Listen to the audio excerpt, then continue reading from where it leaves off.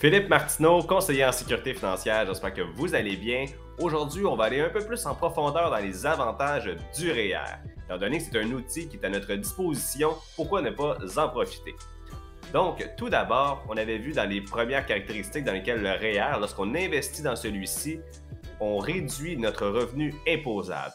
Donc, vous avez un exemple. Évidemment, si vous gagnez 45 000 par année et que vous contribuez 5 000 dans votre REER, vous allez payer de l'impôt seulement sur 40 000, ce qui explique le retour d'impôt.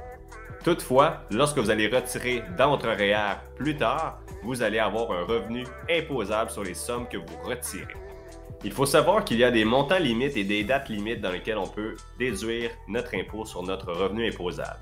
Pour ce qui est des montants limites, il y a plusieurs façons de le calculer, soit en fonction d'un pourcentage sur votre salaire, ici on parle de 18% du salaire que vous avez gagné l'année précédente, ou une limite maximale selon le montant que vous gagnez chaque année.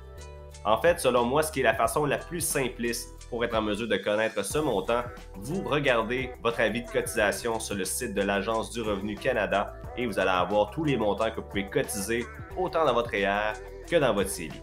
Si vous voulez réduire l'impôt sur votre revenu imposable de l'année en cours, vous avez simplement à cotiser entre le 1er janvier et le 31 décembre de cette année. Toutefois, si vous n'avez pas eu le temps, ne vous inquiétez pas, vous avez toujours le droit de cotiser à votre REER dans les premiers jours de l'année suivante et toutes ces cotisations réduiront l'impôt sur le revenu imposable de l'année précédente. C'est pourquoi on l'appelle la saison des REER. Vous pouvez retirer dans votre REER à tout moment, toutefois vous risquez de payer de l'impôt sur ces montants puisque lorsque vous retirez de votre REER, ces montants s'ajoutent sur votre revenu imposable. Il existe quelques exceptions comme le RAP, qui est le régime d'accession à la propriété qui vous permet de l'utiliser lors de l'achat de votre première maison.